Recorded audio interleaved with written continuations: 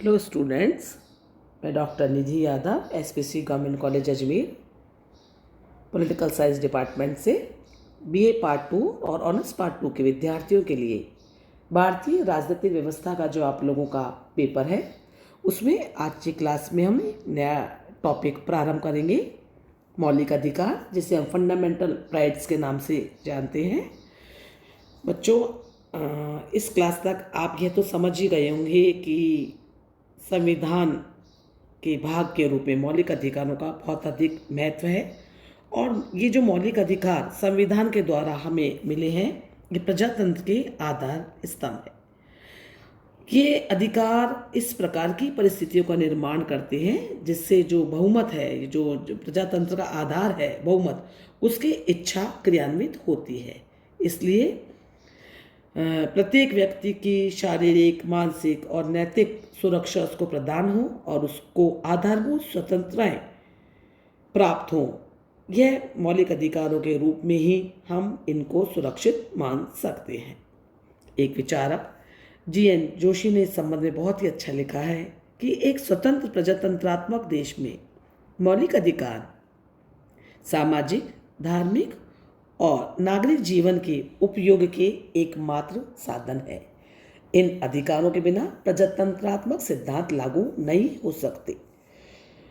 तो हम ये देखते हैं कि पहली बात, मौलिक अधिकारों का महत्व क्यों है कि मौलिक अधिकार प्रजातंत्रात्मक देश की आधारशिला है। इनके बिना डेमोक्रेटिक सेटअप वास्तविक रूप में सफल नहीं हो सकता है। दूसरी बात, मौलिक अधिकारों के द्वारा एक देश के राजनीतिक जीवन में एक दल विशेष की तानाशाही स्थापित नहीं हो पाती है और इसमें संदेह भी नहीं है कि वर्तमान समय में यद्यपि निरंकुश राजाओं का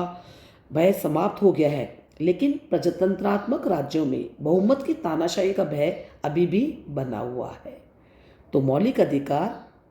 शासकीय और बहुमत वर्ग के अत्याचारों से व्यक्ति की रक्षा के रूप में, अल्पसंख्यकों की रक्षा के रूप में हमारे सामने आते हैं। तो दूसरी विशेषता हम क्या देख रहे हैं, इसका महत्व किस लिए मौलिक अधिकारों का, कि एक विशेष वर्ग की जो तानाशाही है, जिससे हम प्रजातांत्रिक अर्थों में या प्रजातांत्रिक समय के अंदर जब हम इसको बहुमत की तानाशाही कहते हैं, उससे भी रक्षा के लिए मौलिक अधिकार हमारे लिए आवश्यक है। तीसरी बात, मौलिक अधिकारों का महत्व इसलिए भी है कि मौलिक अधिकार व्यक्ति की स्वतंत्रता और सामाजिक नियंत्रण के बीच एक उचित सामंजस्य स्थापित करते हैं। जैसे एक और व्यवस्थापिका जो कानूनों का निर्माण करती है, कार्यपालिका जो कानूनों को क्रियान्वित करती है, उनके द्वारा निश्चित सीमाओं में रहने के लिए बाध्य किया जाता है इन्हें। और दूसरी तरफ नागरिकों के जो उनका व्यवहार है या उसकी जो स्वतंत्रता है, उनके संचालन या उनकी अधिक अगर वो स्वेच्छाचारिता की ओर बढ़ते हैं तो उनके विरुद्ध जनमत के निर्माण के लिए भी उसके अंदर उचित अवसर या उचित प्रावधान किए जाते हैं। तो हम ये देखते हैं कि मौलिक अधिकार नागरिकों को न्याय प्राप्त करने के लिए, उनके उचित व्यवहार के लिए सुरक्षा प्रदान करते हैं और साथ ही साथ राज्य के बढ़ते हुए हस्तक्षेप और व्यक्ति की स्वतंत्रता के बीच में एक संतुलन भी स्थापित करते हैं। क्योंकि आज का समय एक वेलफेयर स्टेट का समय है और वेलफेयर स्टेट में राज्य की पहुंच व्यक्ति के जीवन में बहुत ज़्यादा बढ़ती जा रही है और इसके साथ ही साथ व्यक्ति अपनी स्वतंत्रता को भी अक्षुण्ण बनना चाहता है। तो इन दोनों के बीच में संतुलन स्थापित करने में मौलिक अधिकारों का बहुत ज़्यादा महत्व है और आज के युग में कोई भी व्यवस्था या कोई भी विचारधारा, कोई भी दार्शनिक इनकी अवहेलना नहीं कर सकते हैं। अब तो हम देखेंगे कि भारतीय संविधान में मौलिक अधिकारों के लिए क्या व्यवस्था या क्या प्रावधान किए गए। अभी तक हम देखते हैं कि संविधान में मौलिक अधिकारों के संबंध में जो भी विचार विमर्श हो रहे थे, उसमें हम ये देखते हैं कि संविधान निर्मात्री सभा में एक लंबे समय तक ये संविधान का भाग 3 ऐसा था जिसके बारे में बहुत समय तक विचार विमर्श हुआ कि इन प्रावधानों में या इन अधिकारों में क्या क्या शामिल किया जाना चाहिए या क्या क्या नहीं होना चाहिए। इससे पहले हम ये जानने का प्रयास करेंगे कि मौलिक अधिकारों का अर्थ क्या है या इन्हें मौलिक क्यों कहा जाता है, इन्हें फंडामेंटल क्यों कहा जाता है। ये हम सभी जानते हैं कि व्यक्ति के इन अधिकारों को मौलिक कहने का बहुत से कारण हैं। पहला कारण यह है कि व्यक्ति के पूर्ण व्यक्तित्व के विकास के लिए, कि उसका मानसिक विकास हो, उसका मौतिक और नैतिक विकास हो, अगर उसको ऐसी परिस्थितियां या वातावरण नहीं मिलेगा तो उसके व्यक्तित्व का विकास रुक जाएगा।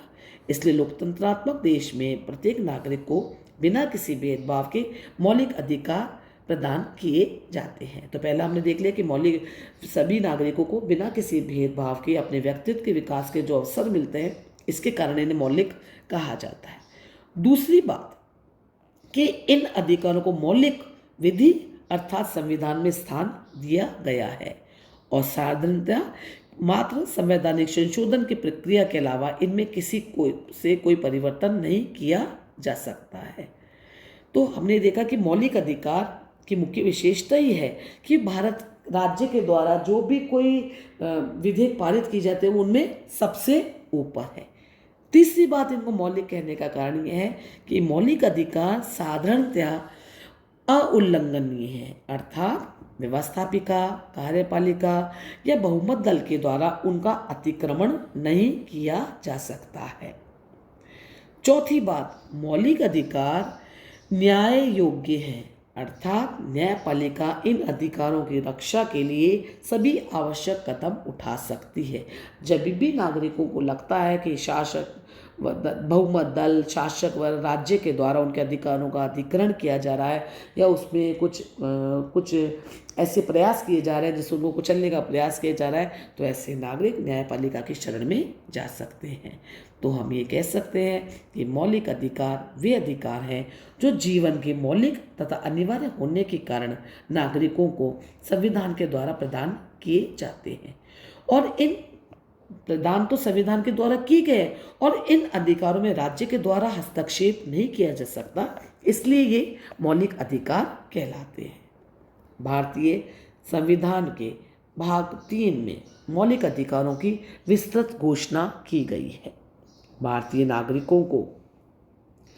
मूल रूप से 7 अधिकार दिए गए थे, लेकिन उसके पश्चात संपत्ति के अधिकार को मौलिक अधिकारों की श्रेणी से बाहर हटा दिया गया।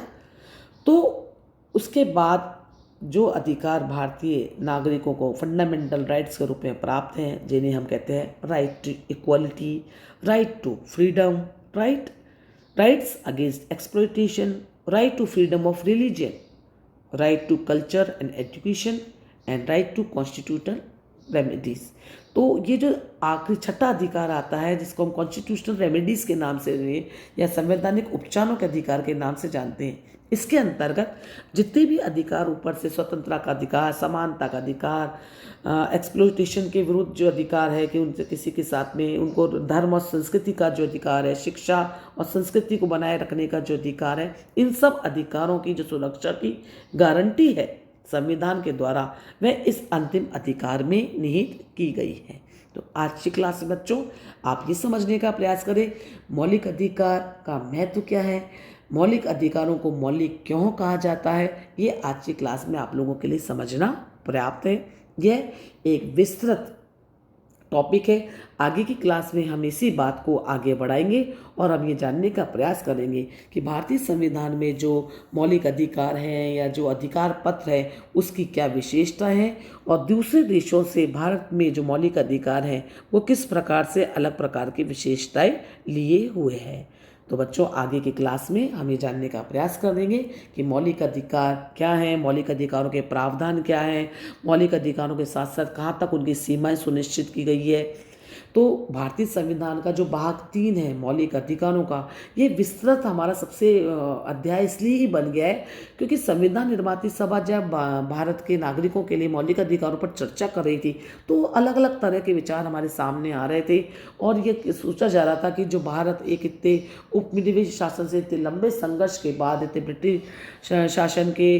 अत्याचारों के बाद जो नागरिक अब त्रस्त रहे हैं उनको किस प्रकार का वातावरण देश में मुहैया कराया जाना चाहिए, उनके लिए किस प्रकार के प्रावधान किए जाने चाहिए और नागरिकों की स्वतंत्रताओं को कहाँ पर सीमित किया जाना चाहिए और उस सीमित किस प्रकार किया जा सकता है। इस प्रकार की जब लंबी चर्चाएं चलने लगी, लंबे जब विचार विमर्श होने लगे तो हम देखते हैं कि भारतीय संविधान का जो ये हमारा